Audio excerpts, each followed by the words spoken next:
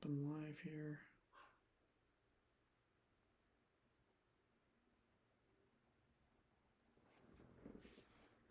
This is not.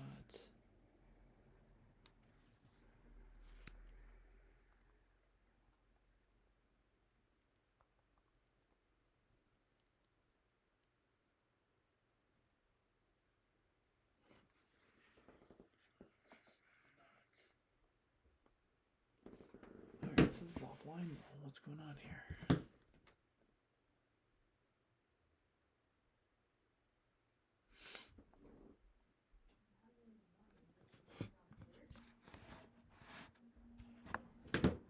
Oops.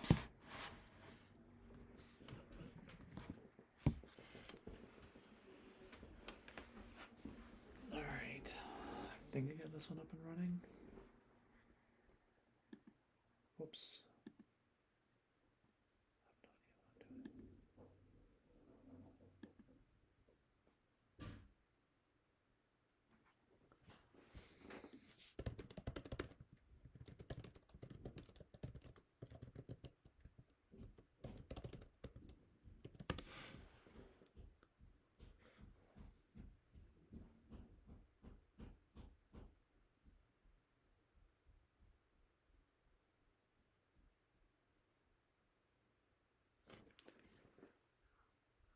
What the top menu does. I have no idea what I'm doing, guys.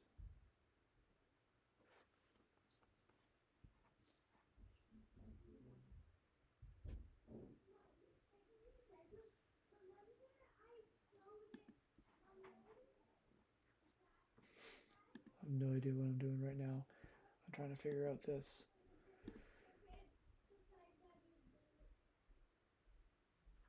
Dock, but it's not even showing me what the frick is going on here.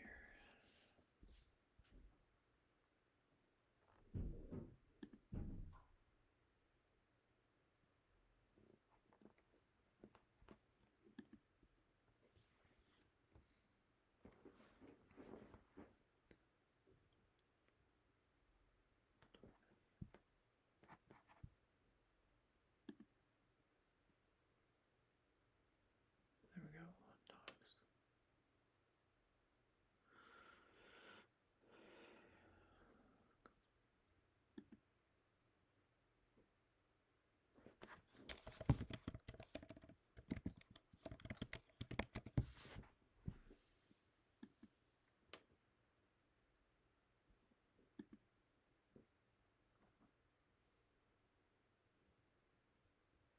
Paste in chat URL. What's the chat URL?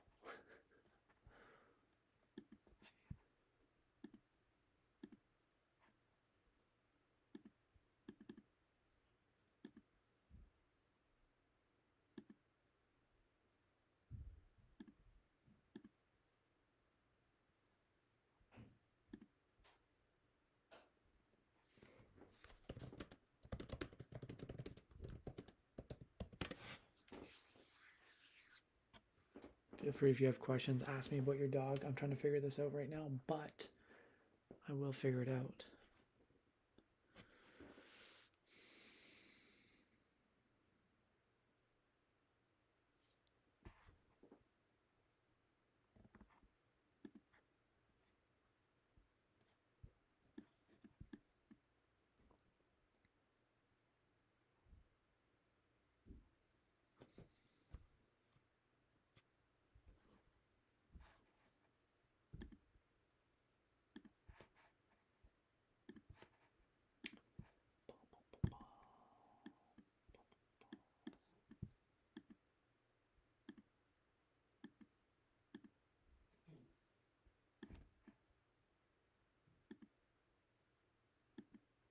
Why is it doing that?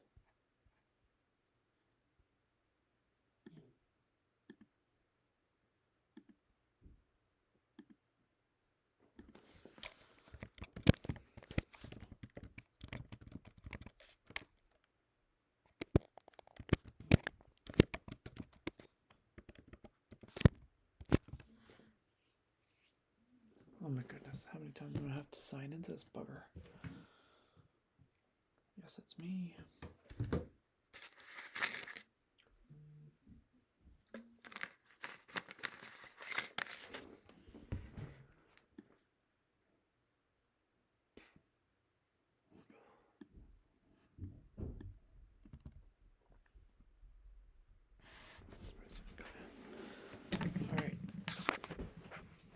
this one now.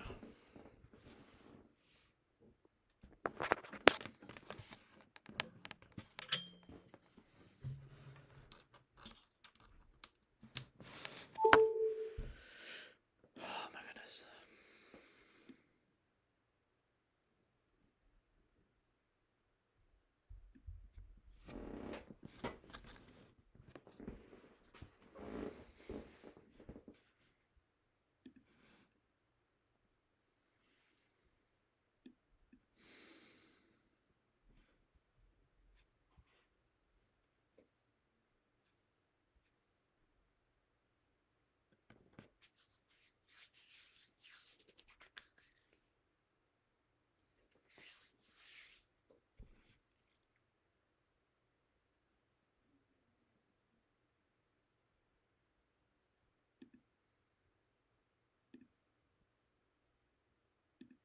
No sound detection.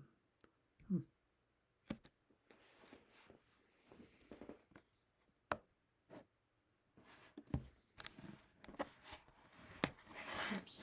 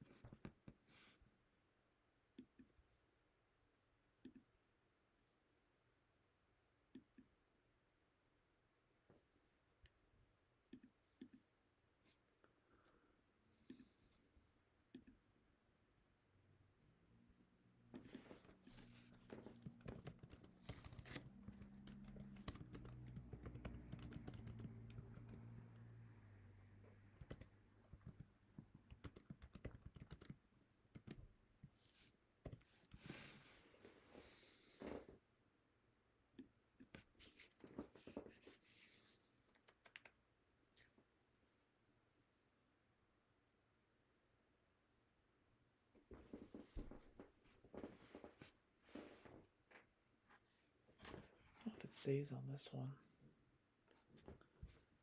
Probably does.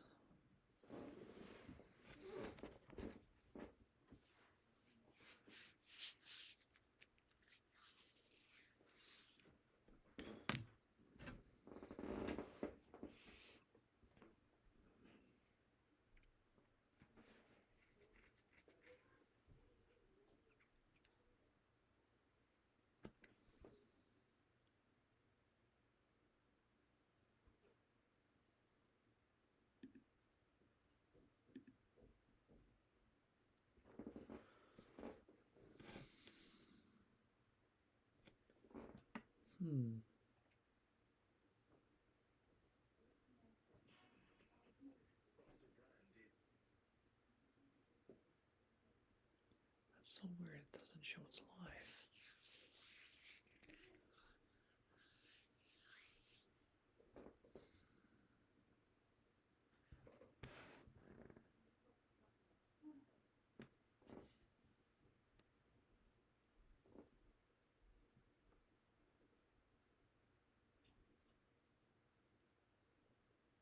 Live promotion ended.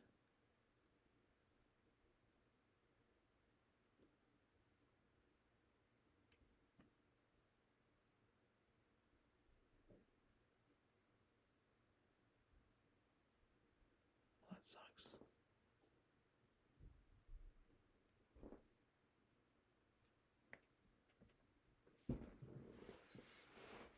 So is it?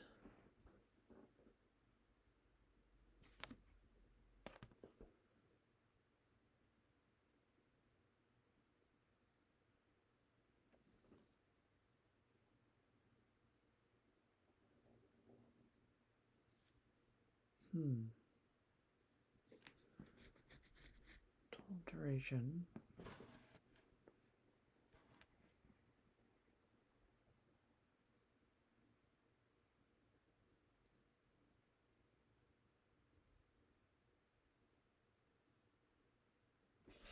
Generate conversions.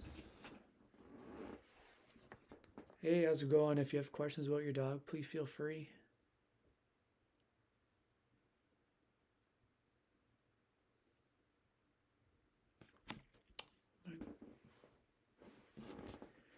Hey, if you guys have any questions about your dog, please feel free. ask me some questions and I'll help you answer the best I can with your dog's behavior.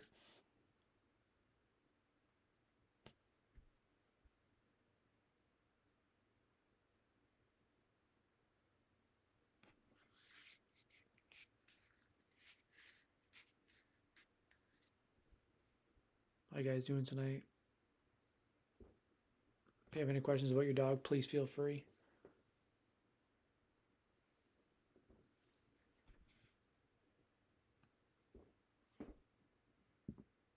I'm going to try to figure this out.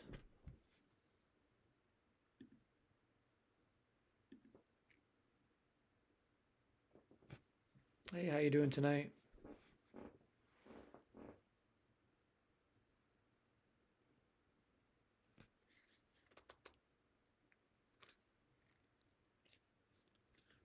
Miss Mink, how's the dog doing?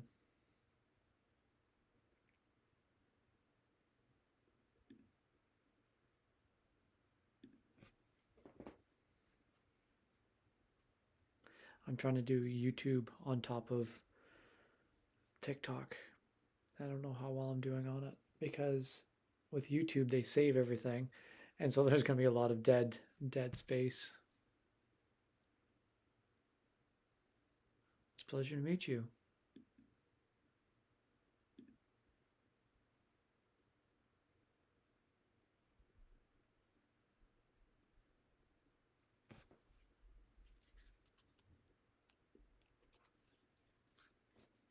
Herding around the house, stimulus games. Stimulus games is going to be the most important in my opinion.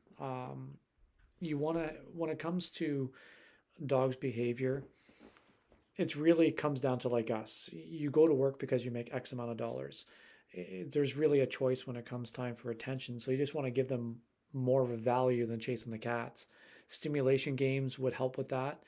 Um, Little things like grabbing a mat, rolling it up with treats, that sort of thing. Getting your dog to go to the bed and wait before you give a reward. Anytime you see them going around the cats, try to stop it before it happens. The analogy I use all the time is I say, imagine myself, I love cars. My wife always tells me once I start looking, hey, you don't have time for this. Don't look for a car. You got to work, whatever, whatever. But if she doesn't tell me, I start snowballing and I start thinking about it. Well, I really need this car. And so it's same as our dog. And so we want to shut it down as quick as you see it happening. So in that way it's not so intense, if that makes sense.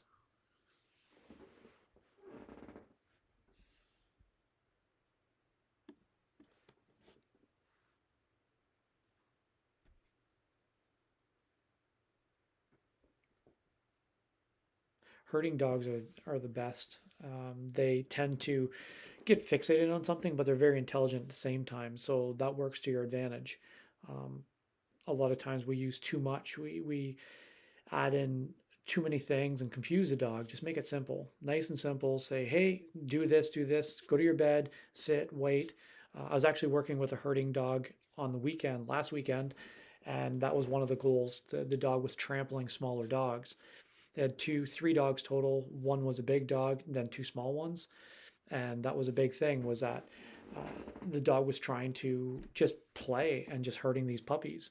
So every time the dog would get close, I knew the stimulus was um, either a ball or a treat. Um, get him to sit, get him to wait, get the dogs in safety, and then throw the ball. Hey, how you doing? If you have questions, please feel free to ask me about your dog. I'll help the best I can.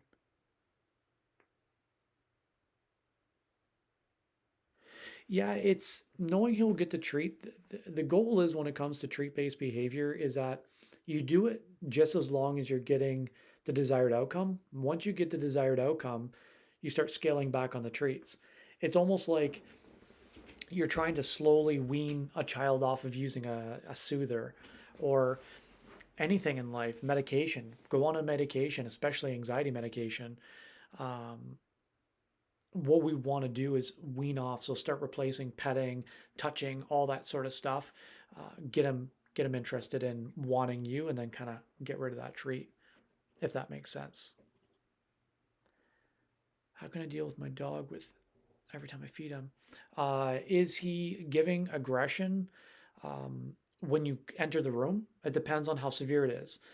Without seeing the dog, what I would suggest, in my opinion, is add value. If you have a dish, like a food dish, and your dog is allowing you to walk by it with it empty, then I'd start adding some value by throwing treats towards it, uh, piece of cheese, liver, whatever you want to do, nice and stinky.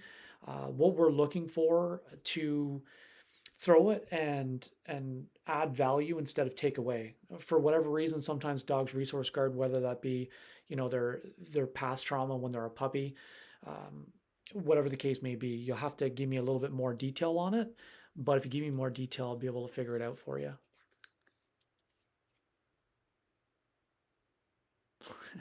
Unfortunately, I don't think so. Just like myself, I don't have very many political views. So dogs, no political views with them either. I don't think. And I can't even teach your dog to be a guard dog. I don't do the whole bite training, so a wrong channel for that, unfortunately. No problem at all. Honestly, it depends on how severe it is, right? If you have a dog who's really aggressive, like I'll have it where I've had dogs who were you had to be in another room. It was a dad. Uh, for some reason, this dog was terrified of the father. Now, I know this person didn't do anything negative because part of my job is about dissecting the family. It's not just about going in and training your dog. It's like, what the heck's going on here? So I vetted them and realized that the dog just has trauma from the past. It was a street dog. And what I focused on there was guy enters the room, he just throws a treat from across the room, as close to the damn dish as he could. Pieces of chicken, start adding value in, saying, hey, I'm not a threat. I heard a lot of trainers, which made me scratch my head a bit, where they would put the dog on a leash, walk the dog close, and turn the dog around. But that, in my opinion, is going to add more stress. Because just imagine the dog's already terrified of you taking away the food. And now you're going to put the dog on a leash, walk close, and take the dog away from the food. So you want to keep the dog nice and close. You want to make sure that the dog knows you're never going to take away. You're only adding in more value. And go very slow with it. You don't have to go intense. You just have to be consistent and letting them know that, hey, you're safe around me. It depends on the severity, right? Again, hard for me to. That's a really big one. Resource guarding. It starts off typically with puppies. The puppies will have no. So the litter. There's a litter, say 5 dogs. This dog will be the last dog who eats, and when they goes to mom, nothing left. So this happens over time, and then the food comes down. Well, it's bullied again, and so what ends up happening is the dog starts protecting, like, oh boy, you're gonna touch my food, and then they take this with you, and you're like, what the heck's going on here? And so you just want to create that boundary to say, hey, I'm not going to take away from you. It's not about that. It's about give, give, give, and that usually helps.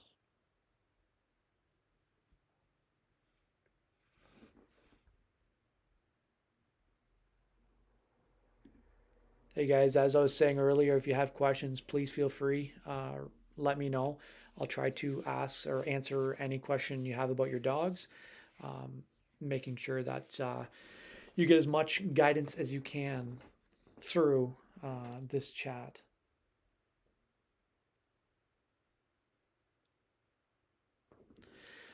So, dog parks to me, in my opinion, I hate to sound harsh about it, but you got to be very cautious with dog parks. Most times, a lot of bad things happen at dog parks, and it's not the dogs, it's the people. Most people just aren't paying attention very much.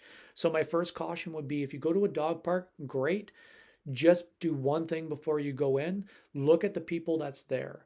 If people are sitting there drinking their coffees, not watching Cujo in the back, terrorizing these little puppies, you want to make sure, I'm going to stay away from that. But dog parks can be a great thing. As far as leash work, is it as soon as you walk out the door, or is it um, when you get to a certain spot?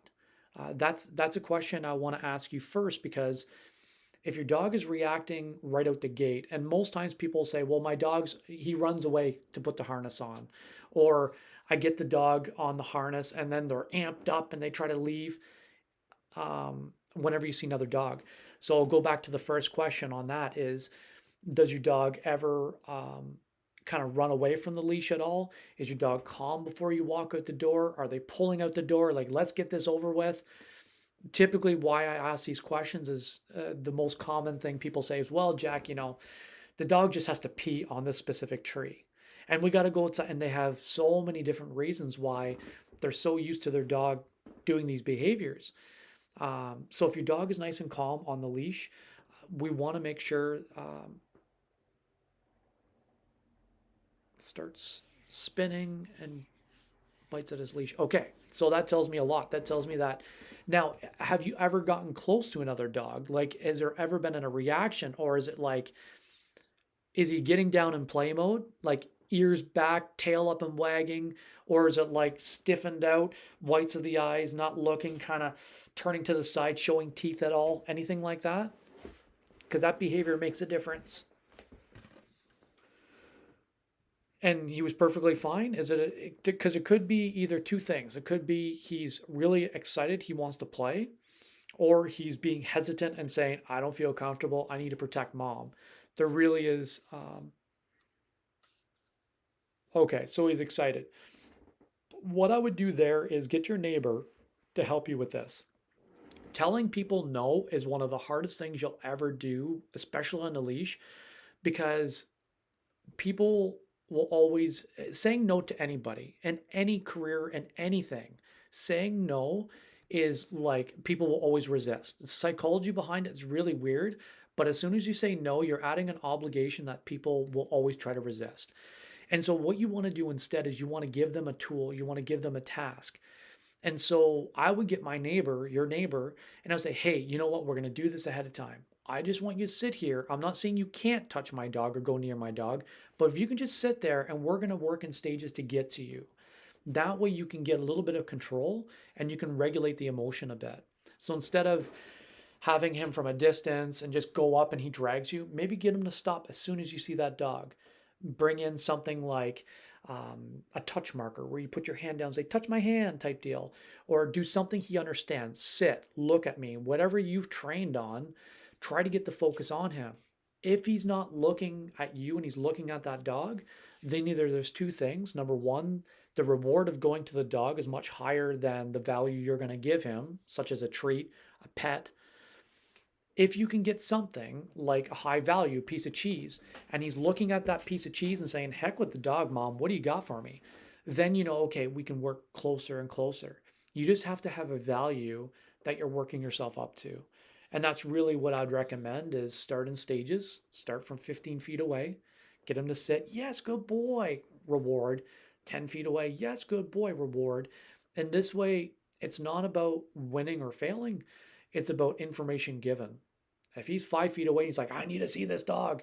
That tells you that 5 feet is just too intimidating for him. So you just need to be mindful of what message he's giving you.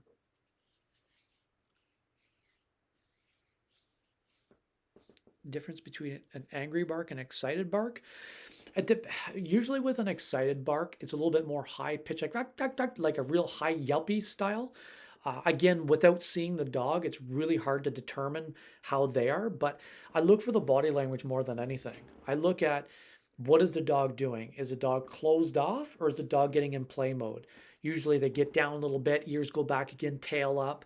If you see the hackles going up, the stiff, not looking or kind of stopping, a tall tail for me when a dog is showing fear or, I'm not liking this, they'll be panting and maybe they stop and you see like then they kind of stop and they're like I don't know if I'm going to like this or not, and then they turn into the reaction of barking. To me it would be more excited if it's jumping around. The body language of your dog is kind of all over the place, if that makes sense. It really depends on the dog, of course. Every dog is so unique and different. But the base, in my opinion, would be jumping around, getting down, yeah, high pitch yelps. That would be more of a excited bark than the stop, like, oh boy, I don't know what's going to happen here. I'm going to tense up. I'm going to freak out, and then start barking that way. So it really all depends on the type of dog and severity of it. Great questions, by the way. Hey guys, if you're just joining, feel free. Ask me some questions about your dog. I'm kind of roaming over to make sure I'm not missing anything on the other screen.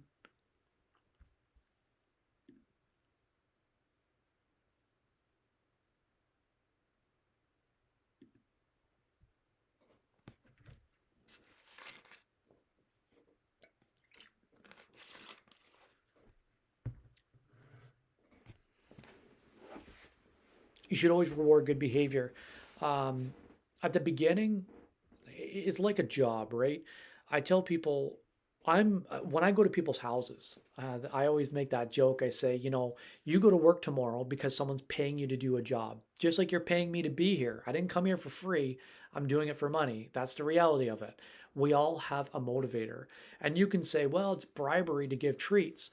But in my opinion, it's a motivator, just like you're getting motivated for tomorrow morning when you're waking up and going to work. Well, if you work weekends. Um, so with good behavior, you absolutely should be rewarding it. And it doesn't always have to be a treat. It could be something as simple as a yes, a good boy, a pet. When it comes to the reward system, we have four things: talking, touching, toys, and treats. It doesn't always have to be the candy. The candy, to me, why I give treats. And right now I'm using Northern Biscuit.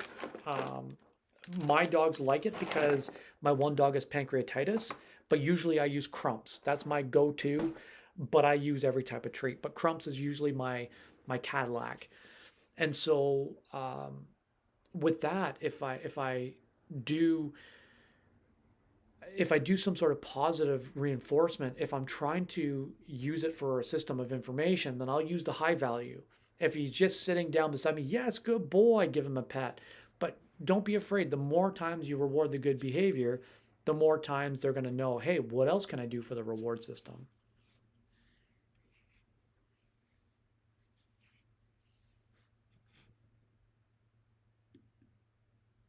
I don't know what you're asking me, Mason, my friend.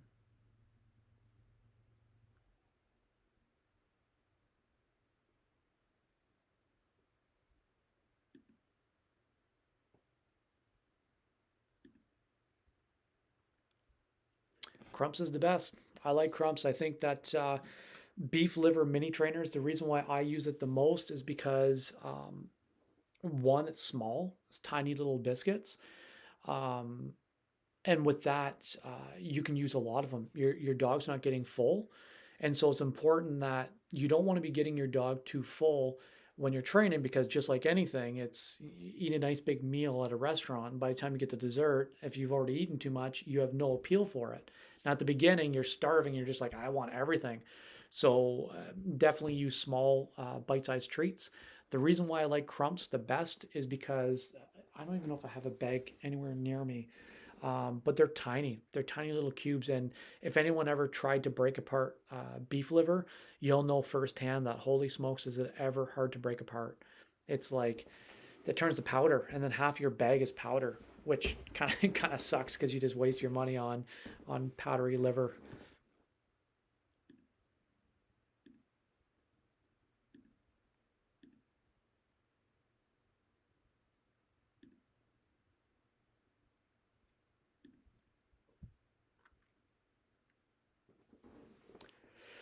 Um, it depends on the dog. For treats that I stay away from, um, I don't really tell people to stay away from any sort of treat. I tell people to stay away from treats when you're at like dog parks and places, but um, I usually tell people if you're doing like puppy training as an example, you're not going to want to use the highest value you have. You're not going to want to break out the Crumps for just no stimulus training. You want to use Crumps for when you're doing, my opinion, you can use Crumps for like exposure therapy, like what you're doing with the other dogs, something of high value. So I always say it's not that you don't recommend treats, it's that every treat has a place. So most likely, if you're training a puppy, I would say just use kibble. If you can use kibble, amazing. Use whatever your dog is into. If your dog has health issues, then I would talk to your vet, of course. Like my dog has pancreatitis, so she can't have high levels of fat. So we use Northern Biscuit, which is I think there's like, so 3% fat in it. So these are really good for her digestion. If it'll pull up, now it won't pull up, but nevertheless, Northern Biscuit, very low fat. So depends on the dog's diet, but that would be something more so that the vet would answer for you.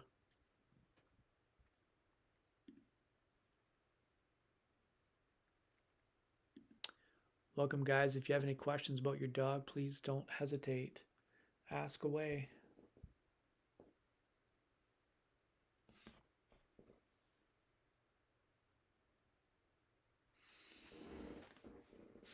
In what context? You'll have to give me a context of it, just a little bit more.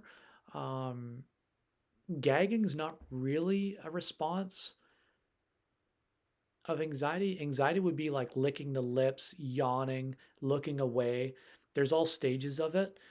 When you do fear free, I'm certified for fear free, so I always look at body language on where the dog's anxiety is. Again, I would say that's more for your vet, I would think. There could be a lot of triggers. I couldn't give you a clear answer of what that would be. I haven't heard of many dogs that would gag just out of anxiety. It would all depend on, again, I'm a visual. My light's about to burn here out here. I'm very visual, so I would need to see, like, what was he doing beforehand? Was he chilling out and just wakes up and gags? Could be a lot of things. That would be more so. I think your vet would probably answer a little bit better than me.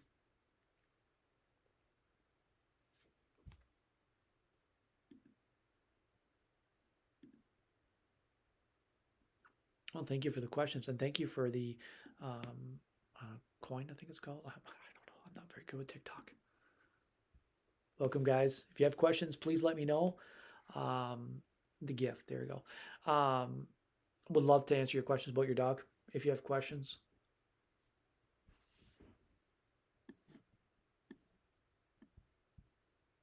I'll try to get to YouTube at the same time. I have YouTube on one screen, but probably about a year ago, I accidentally destroyed my MacBook. I got a MacBook because the guy at the store was like, "Get MacBook. The screens are indestructible. They're better than these flimsy screens." And so I bought this damn MacBook Air. And within a couple months, I was opening it up, and just me opening it up, it cracked right in the center. I don't know if I opened it up too abruptly, but so now I have it going on my screen. And yeah, the story you didn't really care about, but I'm going to tell you anyway. So I don't sponsor MacBooks, that's for sure.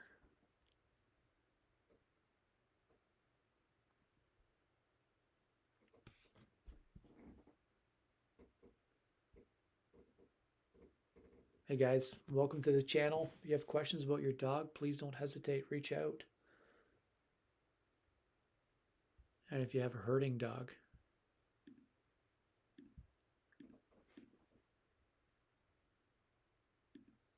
resource guarding. Resource guarding is a big one too. I get a lot of resource guarding. Dogs who are aggressive when it comes to food. It's a very not normal behavior, but coming from another, like from just a crappy start to their life, right? They have no food coming in, and they're just like, oh my god, to keep the food. So they start resource guarding, and typically I've heard of so many horror stories. Before they call me, they're like, hey, I've been shocking the dog before the dog goes to eat. Is that okay? Not really, but we work past it. Hey guys, welcome to the channel.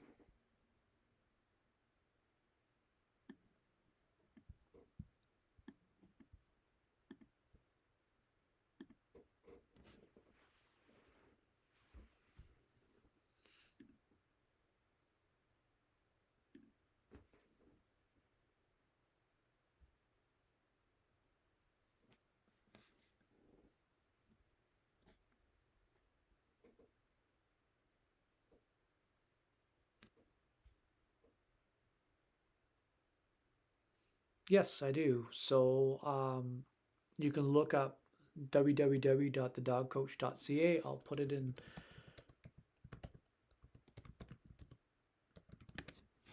put it in the chat. I think I can pin it. It says it's not approved, which is funny because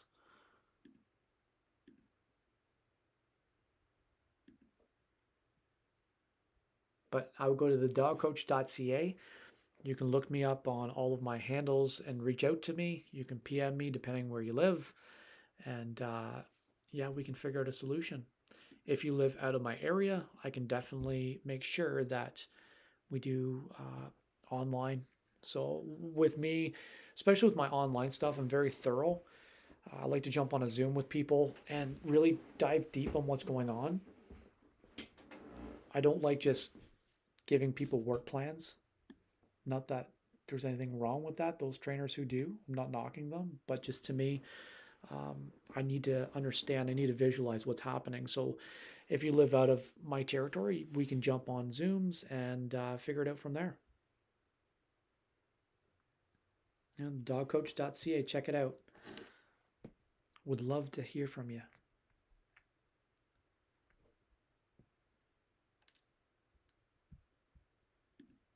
Hey guys, welcome to the channel. If you got any questions about your dog, please let me know. So far tonight we've talked about a shepherd or a herding dog. I was guessing a shepherd, but a herding dog. And then another dog, I didn't catch what that dog was, but resource guarding. Border Collie. I figured with the herding, I was shepherd or something along those lines, so Border Collie. Border Collies used to be my kryptonite. Honestly, it was either that or French Bulldogs. If you said you had a French Bulldog or Border Collie, I was running for the hills because it's kind of the extreme. So anyone watching, I apologize, but Frenchies are kind of they learn on a different task because they're very not stubborn, but they're pretty much every type of bulldog crammed into this tiny dog, including health problems. And with Border Collies, they're very, very intelligent. And so at the beginning of my career, when I was really new to what I was doing, I didn't know what I was doing with Border Collies because they were outsmarting me. And so that was one of my kryptonites. But now I train them all the time. I love training Border Collies.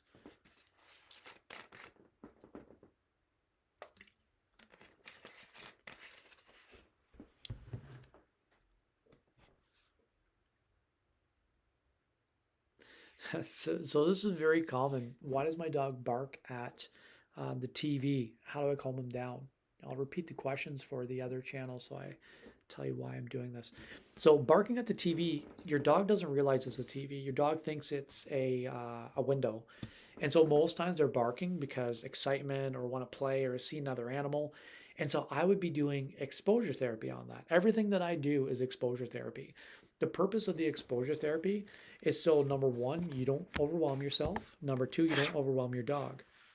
Nothing feels worse than you trying to get something. And I always say it's like you're talking to a toddler. And so nothing is worse than getting upset over, your dog not understanding what you're trying to do. So I would put the TV on for a second, maybe have a put on YouTube channel of whatever animal. Just do 2 seconds, shut it off, and try to get your dog's focus. I always do touch. Touch is my big thing. Let me get my dog here, my fake dog. If it'll show me, it probably won't. Touch is one of the things that I work on the most. I hold my hand out in front of the dog's face, touch. They touch their nose, perfect. Touch, yes, touch, yes. I do this with no stimulus. So I'm doing it so many times, the dog is excited because he knows he gets a treat. Not this dog, of course. But I do it so many times, the dog's not thinking about, oh my goodness, I'm touch, touch, touch. They're thinking about, this is amazing, I get treats. So we put the TV on, see a dog, right away touch. Bring out the touch, or a horse, or whatever. Touch right away. Don't give your dog that time to make a reaction. You do this so often with high value rewards, and most times, without, again, trauma and just generalizing the situation, you'll be able to get your dog to actually look at the dog and look back at you for the reward. And that's why it's so important that you don't give up the treats too quickly, because if you give up treats too quickly, what ends up happening is then your dog doesn't have a motivator. You just have the trauma or the stimulus and nothing on this side. So it's just, I'm just going to choose this every time. Start off with a treat and build up. Once it becomes easy and you get the desired outcome, then replace it with a pet, and then a good boy, and so on and so forth. But I would put the TV on for a second, and then boom, shut it off. Yes, bring back, give a reward. That's going to be the important part. Great questions, by the way. Going to have your dog fixed in no time. The big thing is going to be not overwhelming. No problem at all. I'm happy to help.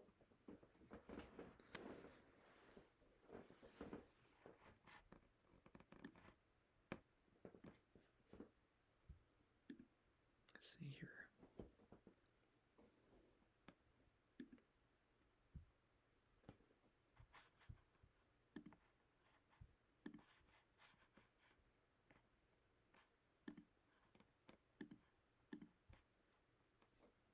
Bear with me. I'm trying to figure this out as we go along.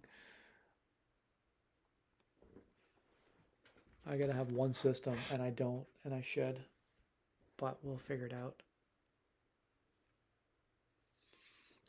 Harnesses is, in my opinion, the best. Again, I do force free or fear free, force free.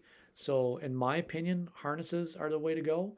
Um, but my walking is very simple. When I use my leash, the leash itself, as if you can't see it, there we go.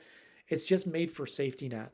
It's only made for in case something happens, your dog's not going to pull you, or your dog's not going to escape and run across the street and get hurt. Um, I would use things like, again, a brand that I use a lot of is called PetSafe. PetSafe 3-in-1. You have a front and a back clip. So I always say the front clip is like your business, and the back clip is like the party. So I let my dogs go free when it's on the back clip. The front clip means you need to be walking to get across the street, to get to the park, wherever we're going. Almost like a mullet, business in the front, party in the back. So if you can remember that, you'll know that when it comes to front base clips, always have the front on. But I recommend harnesses. One of the big things I always go back to is you want to ask yourself where you're losing your dog. If your dog is walking fine, that's amazing. If your dog is pulling, putting a harness or a muzzle or a gentle leader or a prong or a shock collar doesn't answer the problem. It just kind of masks it, puts a band-aid over it. And so you would never just eat Tums for 3 months with a bellyache. You're going to go see about it. So we need to address the problem and not just put a band-aid over it. But harnesses is good because it doesn't add pressure. So if the dog does see something, it's not going to kind of choke them. It's just going to keep them on their chest and not cause any injuries, depending on the harness, of course. Everything, you can get anything that can cause pain if it's not properly fitted. But yeah, absolutely, use a harness.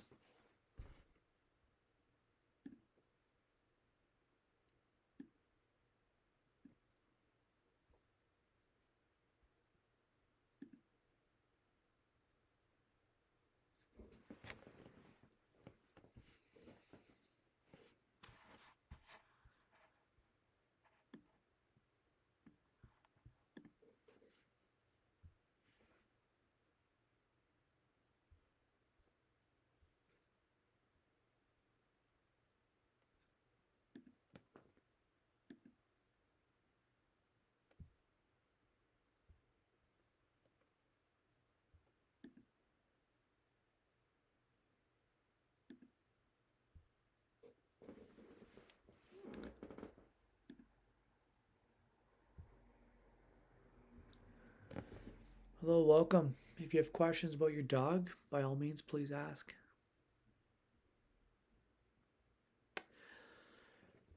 I personally don't. I won't. I don't really talk about negative too. I try not to talk about negative because it's just a slippery slope. I don't ever use bad dog in my opinion because I think it doesn't give any positive in it. It's like me looking at you and saying, no, you go to give me a hug. No, what is it? Is it I'm too close? Is it a joy? What are you saying no to? It doesn't give enough accuracy. Saying bad dog, uh, there's a lot of science behind why bad dog isn't effective. One of the big ones is if your dog doesn't understand what you're scolding, then what ends up happening is your dog gets what we call learned helplessness. I don't know what I'm getting yelled at for. I just see dad is angry and I'm just going to go here because it's probably me. I probably did something. I don't know what I did. So saying bad dog doesn't really fix the problem. It's kind of like chasing a child. I have a 5-year-old and a 1-year-old, chasing them around saying, no, no, no, no, no. Just tonight, my daughter's not feeling very well. So my 5-year-old all amped up from Christmas vacation and finally get her to sleep. I'm like, nobody, get to your room. As soon as I said no, boom, he starts kicking on the door and acting out. So you don't say, in my opinion, bad dog, because number one, it doesn't teach your dog anything. That's just, it's like a boss who's micromanaging. It's cool. I messed up. Where did I mess up and how do I get past it? But what I'd rather do is teach a better behavior and then reward that. That seems to be the biggest winner, in my opinion.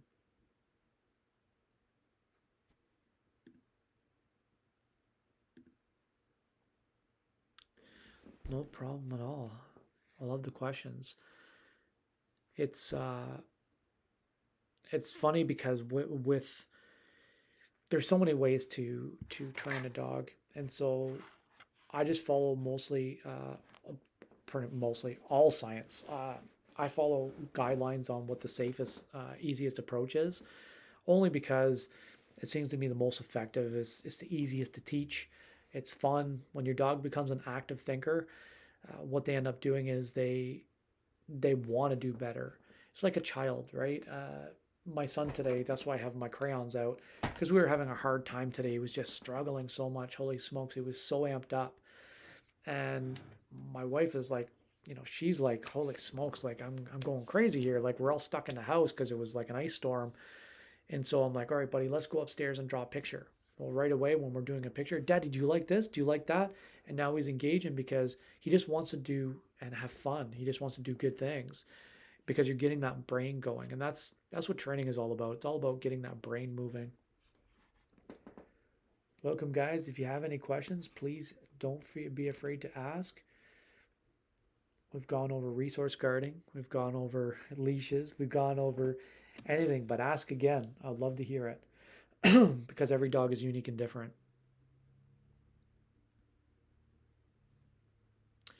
I appreciate it. Thank you so much.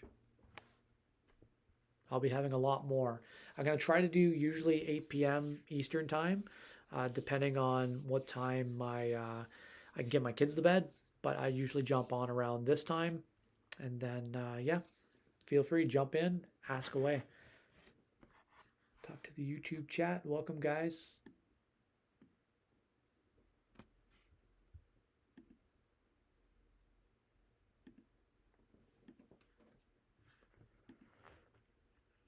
Welcome, welcome. If you have any questions, please feel free, ask away. Just tell me a little bit about your dog, what's going on, and I'll try to help the best I can.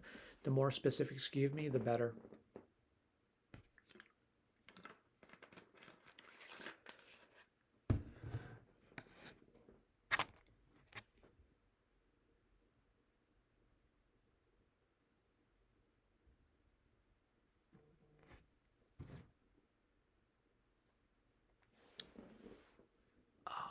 Overexcitement when you first come home, it cut off there, just said when part. Okay, so does she do that with you? Does she do it with your family? It's very, very common that people have this. I deal with this every day, and there's no such thing as a common question that I don't love answering a million times. I love what I do. So ask as many questions as you want. Does your dog jump on you guys? And if so, what do you do? How do you respond?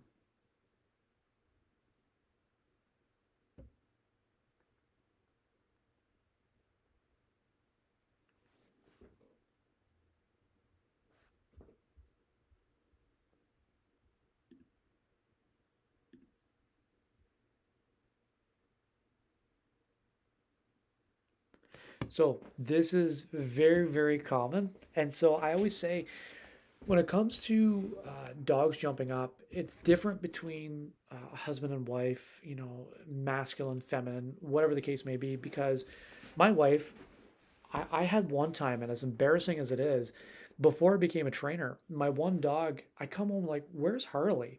She's on my wife's lap while she's using the washroom because she's peeing. Oh, I just missed her so much. Women typically, excuse me, will get a lot more cute and cuddly. Excuse me. Dogs, men, masculine is usually a lot more straight. I'm not going to get excited. I'm not going to roll on the floor. So there's a trust issue. Women get the trust a lot easier. Men typically will get the security a lot easier. So I can trust on the walk versus that trust built. So what I'd be doing when your wife comes home is anytime she jumps up, don't react to it. See, with dogs, the thing is that they're not like us, right? Like my grass is perfect in the summer. Why is it perfect? Because it looks better than the neighbors. That's the only reason. And that's the truth. It causes me nothing but competition. It's a useless thing to do. But when it comes to dogs, they don't waste that energy. So if you start working with what I call extinction, what you're doing is you're closing off and saying, I'm not even going to acknowledge that. And so that is the most important tip that I give anyone. First, start off in your house to people who come home. Dog jumps up, just turn away. And don't give her attention right away. Wait till she calms down a bit. You're not neglecting, you're just managing. Because the excitement level is a 10 out of 10. Oh my God, mom's home, mom's home. And so if you're like, oh my God, baby, or your wife is like that, it's just rewarding that behavior. It's saying, hey, this is okay. And so what I would start doing is making sure that your wife is giving absolutely nothing. And then how that's going to relay back to you is, or your guests, is that she's going to learn that this behavior is not accepted. Then I would have guests come over who aren't so like they're good with your dog. They don't care. They can do the training. I said at the beginning of this whole live that dogs, they have this where they, how do I how do I go back and explain? I'll just say it over again. When it comes to saying no, telling a client or a guest, no, don't touch my dog, don't pay attention. The guest is going to get overwhelmed and say, you know what? As soon as you say no, you're adding an obligation and they'll always resist. It's okay. I love dogs. It's okay. It's not okay if it happens to my grandmother. So instead, give them a task. Hey guys, when you come in, I want you to do nothing. I want you to turn, ignore. That's part one. You can do that. The guest ignores. As soon as the dog sits down, you mark it. Yes, good boy, good girl, and reward. Or depending on the dog, you can have the dog on a leash. So you have the dog on a leash. Guest comes in. Your dog's all amped up. You stay nice and calm. As soon as the dog sits down, yes, that's what I'm looking for, and reward. You want to do that because you want to start teaching, hey, this is the behavior I'm looking for, if that makes sense. I've been rambling on, so please tell me if that's making sense or not.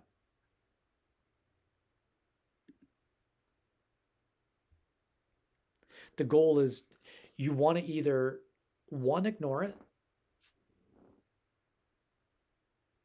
Yeah, you just want to, especially for treats. Again, depending on where you live, this is my one of my go-tos, Northern Biscuit or Crumps. You want to have something that's going to be rewarding enough that your dog can be like, hey, I'm going to listen to dad here because I want what's in his hands. And yeah, no, I was saying earlier that no is really not something that works very well, if I'm being honest. We do it 1,000 times. No, no, no. The reason why I don't do no is because it's wasted energy. What happens is you say no a few times, now you're getting frustrated because she's not listening. So now you start getting a little bit angry. Not that you're going to go lash out, but it gets you overwhelmed because, like, why the hell are you not listening to me? So instead, I reward behaviors that I'm hoping to get and I guide them on that behavior. You always want to start off, get your dog to sit and bring in treats. When you're giving a negative, like a no, bad dog, off, stop, what ends up happening is it's like like constructive criticism, right? I don't know what you do for a living. Let's say you're a teacher. Say, you know what? You're a really good teacher, but your kids are pretty stupid. You're doing a terrible job. I can tell you how great you're doing, but as soon as I give you a negative, and that was a bad example, but as soon as I give you a negative, you fixate on the negative. And it's no different for a dog. So instead of saying no, no, and your dog's like, holy crap, I was just trying to show you love. Why are you getting mad at me? Start rewarding when they do something right. Get them to sit. So you first come, hey, sit down. Yes, good boy, good girl, and reward. And again, when you have the guests come in, have your dog on a leash, jumping. Oh my God, I'm excited. I'm excited. Okay, sit down. You can start from a distance. Try to start from like as far away as you can from the door. So then that way the dog's not like sitting right there and it's like chaos all at the entranceway. Try to get as far back as you can. You could do things if you're worried about your dog being any sort of aggression. You can meet outside from a distance. Again, depending on where you live, pretty damn cold where I am right now, but all things like that is going to be a plus. You don't have to get mad at your dog, you just have to be 3 steps ahead. That's the whole premise of my training anyway. Always be 3 steps ahead, because I always say it's like arguing with people, right? Winning an argument, if you just yell, no one wins. It feels really good at the time to raise your voice. For some people, to me, I just like being smarter. I like being 3 steps ahead, so I don't have to raise my voice. It's no different than my dog. That's good. Honestly, because I'm a behavior specialist, I focus on a lot of aggression. Like I just had a client call me today. Um, Dog is ready to already bit someone. They're ready to put this dog down. So I handle a lot of aggression. So aggression towards other dogs, is it all the time on a leash? Um, Now, I guess before you can answer as much as you want, but the question I would have, number one, um, is it as soon as you see a dog? Is it at dog parks? Where's the specifics? Where is it happening? That could it all makes a difference, right? I'm just trying to visualize what's going on.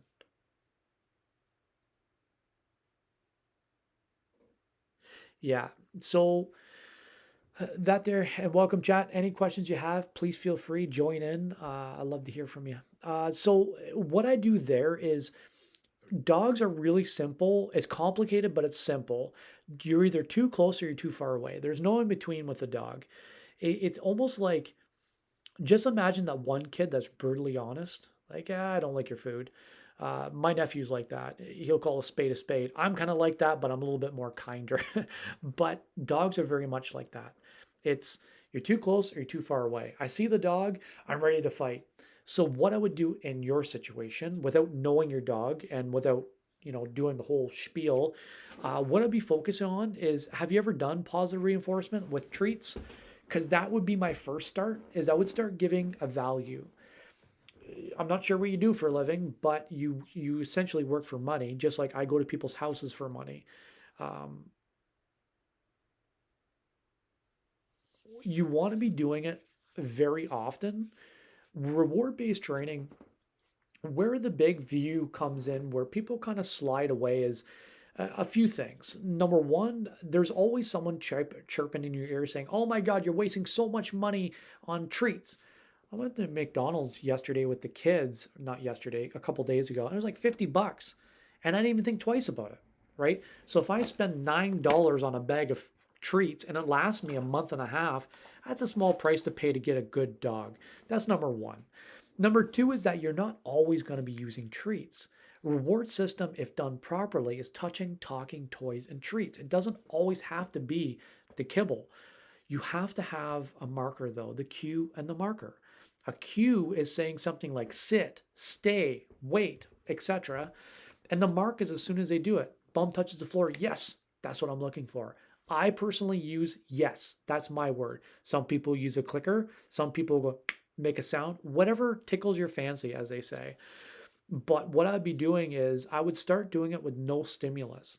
Start doing something.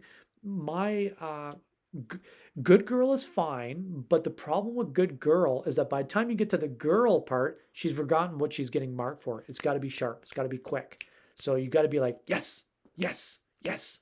Got to be quick with it. You can say good girl when you're done the training. Good girl, you're such a good girl. But what happens is I have two dogs, but this one here never fails me. Um, my other dogs, it's just too hard making videos with the training because, well, nevertheless, it's a story for another day. So with the dog, If I say good girl, she's already amped up and she's getting excited before I get through what I'm trying to do. And the downfall to that is that if she's getting excited, I'm losing what I'm trying to do. If I'm trying to get you to sit and I'm trying to get you to stay, now we've just come into a situation where now she's, you know, doing more than I want. And this comes in handy when we're talking about behavior. Uh, when it comes to behavior, again, I work with a lot of aggression. I work with a lot of dogs who are traumatic, and rescue rehabilitation is my specialty. And so, if I'm dealing with a dog that is ready to tear off a face of another dog, as gruesome, sorry if that's gruesome, but the reality, if that's the case, then I can't be saying good girl and getting them excited. I need to keep them focused. So I say, yes, quick mark, and then keep on my job. Because a lot of people don't want to hear it, but the reality is when you're training your dog, it doesn't matter if you're snuggling and petting, you're training. Dogs don't have this, I'm just going to wander over and see what dad's doing. She's going to you for purpose. You can do good, good. It's just got to be good. It's got to be quick because it's just dogs are like almost like goldfish, right? A lot of times when I'm doing any sort of training, I always say the 3 second rule. So what you're hoping for, this is your game plan. Um, Bear with me for a second. And thank you so much for the gift, by the way. What I'll be doing is 3 seconds interval.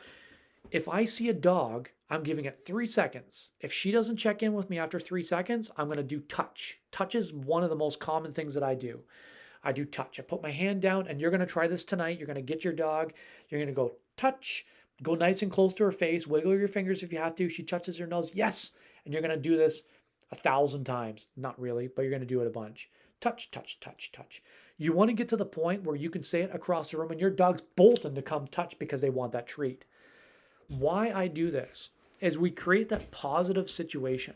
We create that good feeling. I'm not sure how old you are. I don't know anything about you. But if you had good grandparents, like I had amazing grandparents. I had a rough childhood and really, really good grandparents that took care of me like I was their child. Anytime I have any thoughts about my grandparents, I have a good thought. I smile. I think about them. That's a positive reinforcement. That is all the good things that's happened, regardless of all that they scolded me for everything. I was super, all the problems. You always want to make sure that you have that positive association. So that's why I do it with nothing, with no stimulus. Touch, touch, touch, touch 1,000 times. Now we see that dog from a distance. Dog looks right away. Touch. If your dog's not looking, that means that the dog's too close. Your dog's just overwhelmed. Get your dog out of there. Retry, but get that information. Okay, the dog was about 15 feet away. That was too close. My dog wasn't looking at me. She wasn't turning around. Okay, then I know 15 feet is just too close. Next time I'll do 20 feet. 20 feet's too close. Let's do 30 feet. 30 feet, the dog looks at me and says, screw that dog. What do you got for me, Dad? Perfect. That's my starting point. And when it comes to treats, again, you can use anything you want. Just use something stinky like a piece of cheese. You can use, depending on where you live, what are they called? Rollover or Rolo. You get them at Walmart. They're these big meat tubes that are really stinky. Dogs love it. And so get yourself something of value. It doesn't have to be expensive. It just has to be something that's making your dog said, heck with the trauma. I want the motivator in your hand. And yep, good. And then give her the reward. But do it 12 times in your house tonight.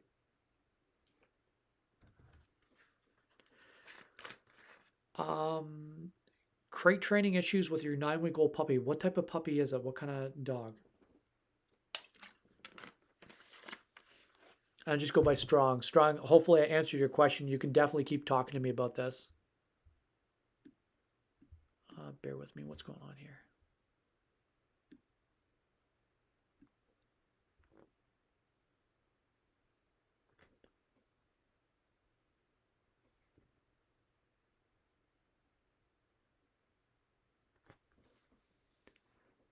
So what I would do when it comes to crate training is I wouldn't overwhelm your dog. Thanks for the follow, by the way. Thank you. Have a great night. When it comes to crate training, you don't want to be overwhelming your dog by doing it for too long, especially a puppy. How long have you had your puppy? You probably just got your puppy home not long ago over the holidays, I'm assuming.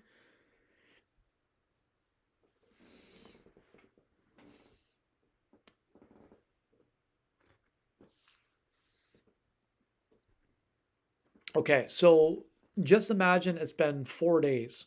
Your dog has been taken away from their family, right? Again, I'm not saying this to feel bad about your dog, but look at the reality of what's going on. What I would be doing if I were you is your crate is probably I'm guessing it's probably in your bedroom because if not, you probably wouldn't be sleeping at all. Um, what I'd be doing during the day, anytime your dog goes for a nap, first off, I would start putting some random treats. Put all the toys in there. Feed your dog water and food in there. Make your dog, your puppy, go into that crate for everything. To grab a toy, go in the crate. Get a nice stinky piece of cheese. One upstairs, one downstairs. Perfect. So what I would do there is I would start associating. Do the crates look the same? Sorry, random questions. I do apologize, but I'm going to ask you some. Uh, as a behavior specialist, I always need to ask the real weird questions because I need to visualize because that would make a difference too. If it's like a big crate upstairs or a small crate downstairs, you just need something big enough that your dog can get in and turn around. You don't need something too extravagant. But if they look similar, even better. I would be okay, even better, even better. What I would be doing there is I would be essentially making high value rewards in there. Don't You can encourage your dog by setting it up like follow the breadcrumbs into the crate and then periodically randomly throwing random treats in there. So every time you walk by, it's like boom, you get a treat, you get a treat, you get a treat. What that's going to do, and it doesn't have to be a treat, it can be kibble. Your puppy's probably not eating very much now from the stress, but I'd be putting the kibble in there. I put their water dish in there. Um, have positive associations. When it comes to in the crate itself, try to get your dog when they're about to sleep. Put them in there. So if he's not treat motivated, there could be a few factors. Number one could be stress. Like I was saying a second ago, if your dog's not eating because your dog just came in, it probably doesn't know you very well. So rehabilitating that way is important by not giving your dog enough space. Just let your dog first off just kind of get used to the environment. No picking up, cuddling. If he wants to come up to you, perfect, but don't overwhelm him. When dogs aren't treat motivated, most times it's just they're too stressed out. Is he eating and drinking at least though? I assume he's drinking, but probably not eating very much. Yeah, so long as he's drinking, that's perfectly fine. Eating a bit, I would use a bit of wet food. Try to do something, try to stick with the same. He probably won't for the first little bit. The first week is always the hardest, but what you want to focus on is just ensuring that when you're doing everything, you're giving as much space. It's all about choice, right? He doesn't know you guys. And so when we're being too intrusive, a lot of times what happens unintentionally, she's scared of the dog. The dog's like, I don't know these people, and I'm already upset because my whole family's gone, and now I got to get used to these people. Just give your dog space. Give him space. When it comes to the crate, I assume he's in your bedroom. What I would try to do is mark the time, let your dog take him outside like 15, 20 minutes before you go to bed, then go bedtime, put him in bed.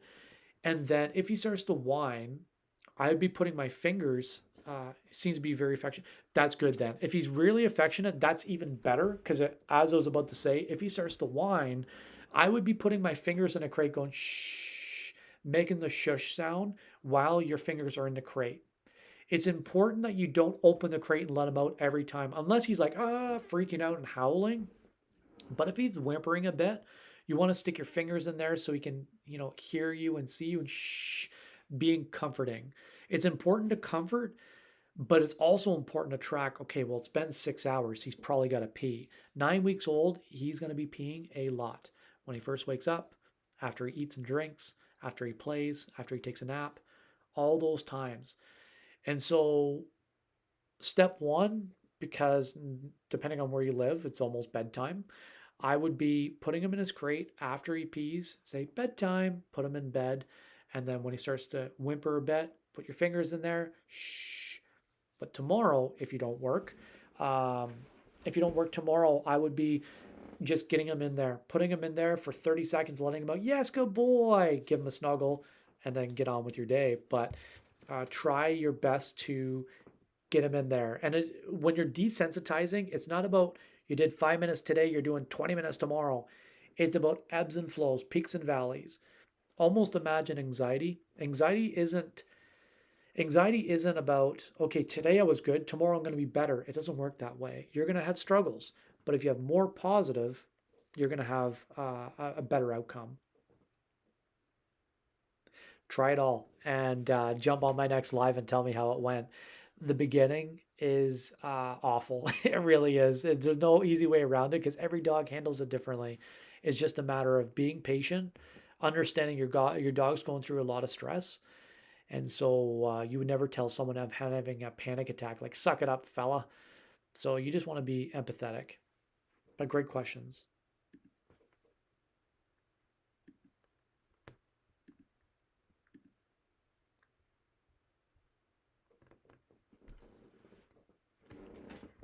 Hey guys, welcome to the chat. Kind of going back and forth on YouTube and TikTok. Feel free, ask me some questions about your dog. I would love to hear it. We got some puppies over the holidays. We got everything going on tonight. Was it a present or was it just a sporadic? I just want a puppy right now because I've had probably about 10 calls on Christmas Eve. I just got a puppy. I don't know what to do. I got about 10 of those last night or on whatever day Christmas Eve was.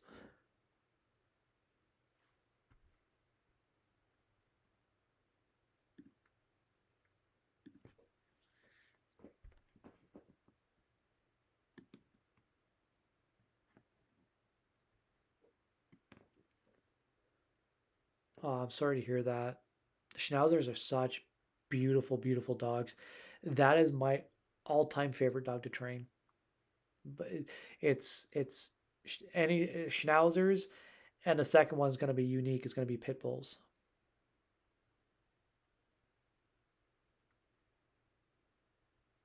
I love training pit bulls, but I love Schnauzers. They're such a beautiful, soft dog. They're just so.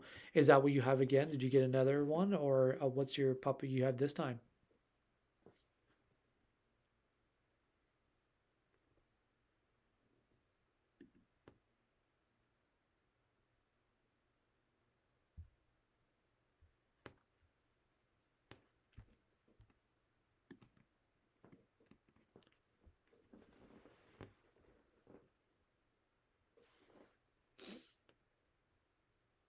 Oh, Archie, it's awesome. Cockapoo, I train a lot. I train a lot of poodle mixes, and I love it. I love my job. There's not a dog that I don't like training, if I'm being honest. I'm very passionate about training dogs because I mostly train rescues. Rescue rehabilitation specialists is what my specialty is. Cockapoos are great dogs too. I love every dog. Have a great night. It was a pleasure chatting with you.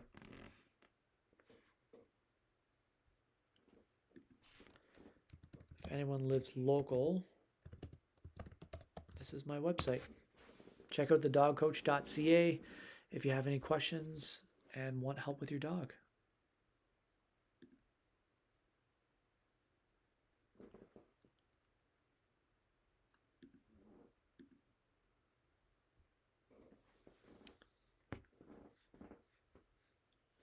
Welcome, welcome. If you have questions about your dog, please let me know. We've had an array of different dog behaviors this hour, so I'd love to hear it. YouTube is very quiet.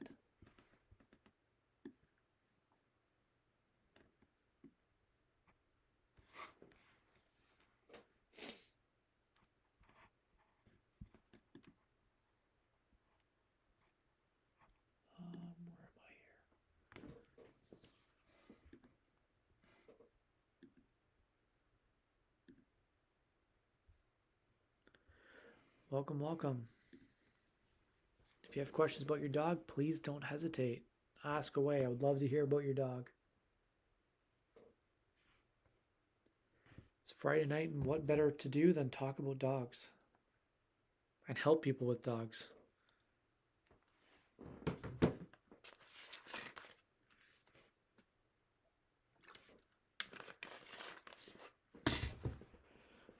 Other than this nasty flat pop, we're doing all right tonight.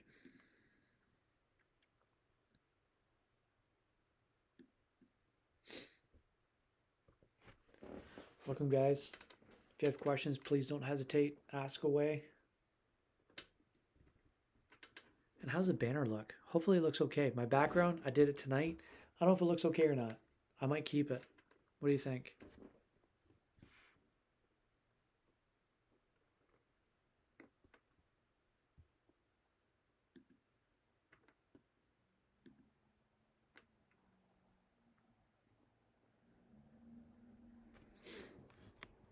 Oops.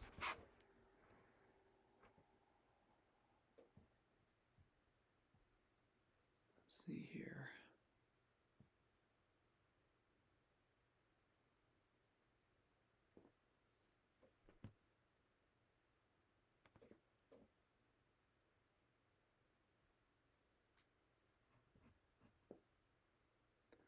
Hey guys, welcome to the channel. If you have questions, please don't hesitate. Reach out. Love that talk about your dog and what's going on. My specialty is I'm a behavior specialist that focuses on rescues mostly.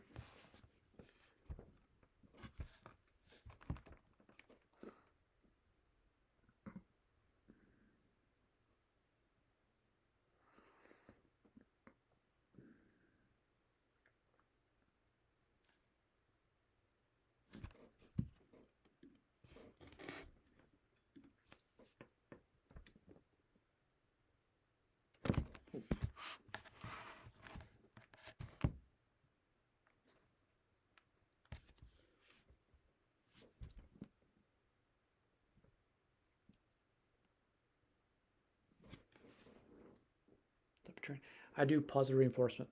So I focus on rewarding good behaviors and not getting mad at mistakes they make. My vision is very simple. I don't want to get mad at dogs because it's just not accurate. Getting mad at your dog doesn't solve the problem. It might feel good at the beginning, but the reality is that your dog's confused. And when your dog gets confused and overwhelmed, what ends up happening, you get frustrated. Why aren't you understanding me? So I don't get mad at my dogs. No point. They don't understand what they're doing wrong. It's you got to be 3 steps ahead. I say this very often. It's not about training is easy. You just got to be thorough. You got to think about, okay, what is my dog feeling? What's going on here? Why is my dog acting this way? And then once you understand that, you can train anything. It's just a matter of breaking it down bit by bit. And every dog learns differently. But the big thing with that is when you take your time and break it down bit by bit, you get success. And that's why I do positive. I don't have to get mad. I just got to be ahead of what my dog's thinking.